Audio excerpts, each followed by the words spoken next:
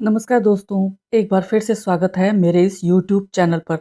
दोस्तों, पुस्तक समीक्षा कार्यक्रम में मैं लाई हूँ आज एक नई पुस्तक जिसका नाम है चिंतन के शिलालेख। आप देख सकते हैं दोस्तों, और ये बड़ा ही गंभीर विषय है और इसकी रचिता हैं डॉक्टर मुक्ता।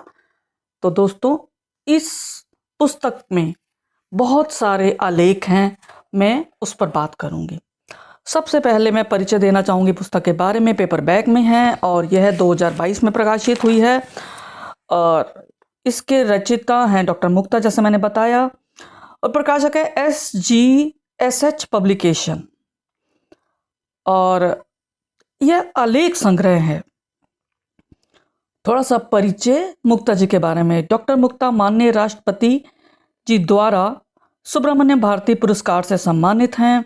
पूर्व प्राचार्य राजकीय महिला महाविद्यालय भिवानी, पूर्व निदेशक हरियाणा साहित्य अकादमी, पूर्व निदेशक हरियाणा ग्रंथ अकादमी, सदस्य केंद्रीय साहित्य अकादमी, और ये गुरुग्राम निवासी हैं। इन्होंने PhD की है और 34 पुस्तकें अब तक इनकी प्रकाशित हो चुकी हैं।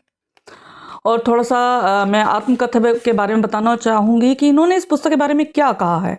इन्होंने कहा है कि चिंतन के शिलालेख के आलेख आपके जीवन को आलोकित करते हुए नवीन ऊर्जा व चेतना से आप्लावित कर नवीन राह दर्शाएंगे, जो आपको मंजिल तक पहुंचाने में सहायक सिद्ध होंगे।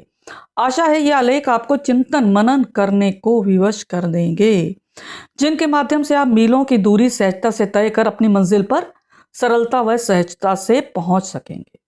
तो दोस्तों, ऐसा इन्होंने कहा। और अब मैं थोड़ा सा बताना चाहूँगी कि मैंने इस पुस्तक में क्या पाया। इसमें 35 शीर्षकों के अंतर्गत 35 आलेख हैं जो विविध विषयों पर आधारित हैं और समसामयिक समस्याओं पर चिंतन करते हुए उन पर प्रकाश डालते हैं। और ये आलेख इस युग का आईना है। मनुष्य मानसिक रूप से अधिक बीमार, अधिक हारा हुआ और अधिक दिशाहीन हुआ है। जितना हम भौतिक रूप से अमीर हुए हैं, उतने मानसिक तौर पर गरीब। हम स्वयं को निराशा में जकड़े हुए अनुभूत कर रहे हैं और भौतिकता, कृत्रिमता, जड़ता, स्वार्थ ने चारों ओर से घेरेबंदी की हुई है, जिसमें से हम निकलने के लिए छटपटा रहे हैं, लेकिन हमें चारों ओर अंधकार ही अंधकार दिखाई दे रहा है। मुक्ता जी ने इस पुस्तक के माध्यम से अंधकार की तो बात कही है, नैराश्य का धुंधलका चारों ओर छाया है, इसकी भी बात कही है, और प्रकाश की किरण दिखाई नहीं दे रही, इसके बारे में भी कहा है। लेकिन इन्होंने चेताया है बीच बीच में कि क्या करना चाहिए, हमें किस दिशा में चलना चाहिए। मैं प्रथम आलेख की बात करती हूँ, गुण और गुनाह। इसमें इनका कहना है कि आदमी के गुण की कीमत मिलती है और गुनाह की कीमत चुकानी पड़ती है। मुक्ता जी ने विपरीत अर्थों को बताकर दोनों के ही प्रभावों के बारे में बताया है। सब्र और गुरूर में भी यही कहा गया है कि जिंदगी जब हक में हो तो गुरूर मत कीजिए, और अगर खिलाफ हो जिंदगी तो सब्र कर लेना। ये बीच बीच में ये परामर्श देती हैं इन आलेखों के माध्यम से, ये दिशा निर्देशन करती हैं। किराए का मकान से होते हैं कुछ रिश्ते, जिन्हें जितना सजाया जाए वे घर नहीं होते, ऐसा इन्होंने इस एक आलेख में लिखा है। और एक बड़ा अच्छा आलेख लिखा है, उसमें इन्होंने कहा है कि जो औरतें शादी के बाद मायके से ट्यूशन लेती हैं, वे तलाक की डिग्री ज़रूर हासिल कर लेती है। दोस्तों, मुझे ऐसा लगता है कि इन्होंने बहुत ही पते की बात कही है कि सच में आज आपने देखा होगा कि गृहस्थी जो है उजड़ रही है। क्यों? क्योंकि स्त्री ने पुरुष के अवगुणों को अपना लिया है। शायद ये कारण है, वह एडजस्ट नहीं करना चाहती। उसे लगता है कि इस तरह वह अपनी गृहस्थी को बचा लेगी, लेकिन होता क्या है, उल्टा। आपने देखा होगा तलाक के जो बढ़ते केसेस हैं, शायद सबसे बड़ा कारण यही है कि स्त्री सामंजस्य बिठाने में असमर्थ हो रही है। तो ये मुझे लगता है कि ये एक बहुत बड़ा मुद्दा है, इस पर हम सभी लोगों को विचार करना होगा। इन्होंने भगवत गीता के वचनों का भी संदर्भ लिया है बीच बीच में, कबीर के भी, और बहुत सारे महापुरुषों का संदर्भ लिया है समझाने के लिए। मन की संपन्नता पर इन्होंने बल दिया है। उन लड़कियों को भी लताड़ा है जो झूठे इल्ज़ाम लगाकर ससुराल वालों को जेल की सीखचों के पीछे कर देती हैं। इन्होंने बताया कि आत्मविश्वास की कमी और असीम सहनशीलता को इन्होंने मानव के लिए घातक बताया। दोनों ही स्थितियां ये घातक हैं। हमें बीच का रास्ता अपनाना होगा।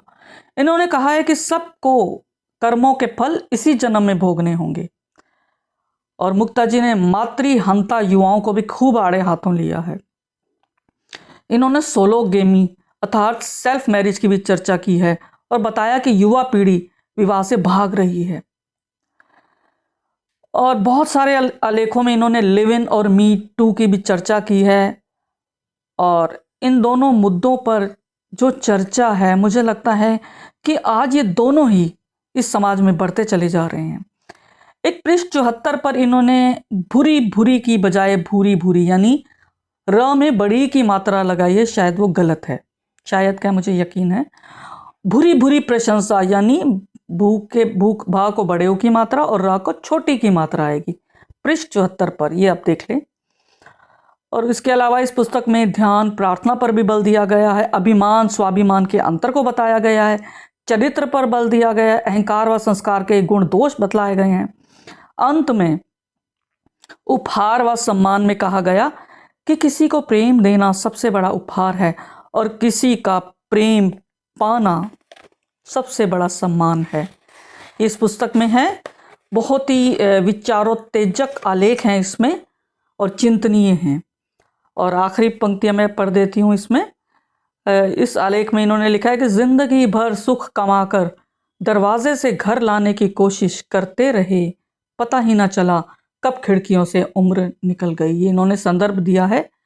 और आखिरी कहा है इन्होंने कि उपहार पाने पर क्षणिक सुख प्राप्त होता है और सम्मान पाने पर जिस सुख की प्राप्ति होती है वह मधुर स्मृतियों के रूप में सदैव हमारे साथ रहती है। सो सदैव अच्छे लोगों की संगति करें क्योंकि वे आपकी उपस्थिति में भी आपके पक्षधर बनकर खड़े रहते हैं। तो दोस्तों, ये किताब जो है मुझे लगता है युवाओं के साथ साथ बड़े जो लोग हैं उनके लिए भी बहुत ही लाभकारी है। लेकिन मुझे एक ही कमी लगी इसमें, जो फ़ॉन्ट साइज़ है बहुत छोटा है। तो मुझे लगता है कि फ़ॉन्ट साइज़ जो है बड़ा कर देते तो शायद इसका रूप और निखर कर आता। तो दोस्तों, मुझे उम्मीद है आपको ये पुस्तक पसंद आएगी, आप इसे खरीद सकते हैं। धन्यवाद दोस्तों, फिर मिलेंगे अगली कड़ी के साथ। तब तक मुझे इजाज़त दें। धन्यवाद।